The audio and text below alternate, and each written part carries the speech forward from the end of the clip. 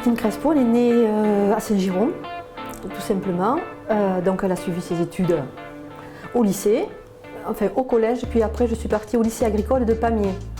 Voilà, j'ai un bac agricole et j'ai aussi un niveau de BTS production animale.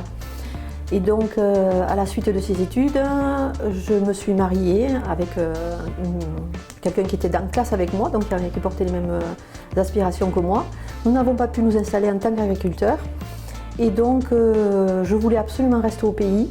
Et donc je me suis mis à faire des croustades, chose que j'adore par-dessus tout. Voilà. Je suis installée depuis 1983. Voilà. On a fêté les 30 ans de l'entreprise et à ce moment-là on est parti sur la RSE, responsabilité sociétale des entreprises. Et aujourd'hui on est là-dedans. Entre-temps, mes enfants étant grands, j'ai eu du temps pour me consacrer à ce qui était ma passion, c'est-à-dire planter, faire pousser, faire germer, le bonheur total pour moi. Donc j'ai refait mon petit potager chez moi et j'ai installé devant l'entreprise à Saint-Giron des grands bacs avec nourriture à partager, incroyable comestible. Et ça a été le déclenchement d'une belle aventure humaine puisque les personnes qui passaient devant étaient toujours émerveillées de cette possibilité de pouvoir partager, de pouvoir prendre, qu'il y a des gens qui font pousser et puis d'autres qui prennent sans contrepartie. Donc ça ouvre des portes qu'aujourd'hui on n'ouvre plus du tout, le partage, la solidarité. Et moi je suis à fond là-dedans parce que c'est l'être humain tout seul, il peut pas faire grand-chose. Donc apprenons à collaborer, à coopérer et pas toujours être en compétition. Mon grand-père était portugais. Mais ma grand-mère française l'a épousé, alors que ça se faisait pas bien, du tout. C'était pas joli à l'époque. Et donc j'ai été sensibilisée assez rapidement à ce qu'on montre du doigt l'étranger. Et toute petite, j'ai toujours défendu mes camarades qui étaient eux d'origine espagnole, d'origine portugaise.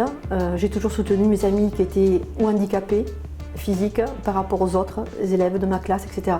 Donc j'ai commencé toute petite, vraiment très petite. Voilà. Et ça ne m'a jamais lâché, cette envie de comprendre qui est l'autre. Ma relation avec l'Ariège, on va dire qu'elle est quasiment fusionnelle. On en est plutôt là, puisque j'aurais pu partir, faire conseiller agricole dans une autre région. Je n'ai absolument pas voulu. Je ne peux pas vivre ailleurs, c'est un constat. J'ai besoin aussi de ce contact à la terre, à la nature. Bon, de la terre, il y en a partout, vous me direz. Mais je ne veux pas partir d'ici, il y a tellement à faire. On peut repenser aussi une forme d'économie qui est différente de celle qu'on peut proposer dans d'autres territoires. Donc ça, pour moi, c'est super important, de montrer qu'on a encore de la place. Il y a des milliers de choses à faire. Seulement, voilà, il faut sortir un petit peu du cadre, je pense, parce que si on veut calquer un modèle économique de grande ville sur un modèle économique d'une petite structure, une petite ville comme Saint-Giron ou comme des campagnes environnantes avec la montagne, tous ces aspects-là, ça ne peut pas marcher. Ce n'est pas les mêmes recettes. L'Ariège pour moi c'est la solidarité. La solidarité parce qu'il y a justement, les paysages sont accidentés, entre guillemets. On ne vit pas de la même façon dans les montagnes que dans la plaine. Et donc voilà, s'il n'y a pas cette solidarité entre les petits territoires les uns accolés aux autres, ça me semble difficile de pouvoir donner à tous la même chose en termes de déplacement, en termes d'ADSL, etc. Donc moi c'est la solidarité avant tout.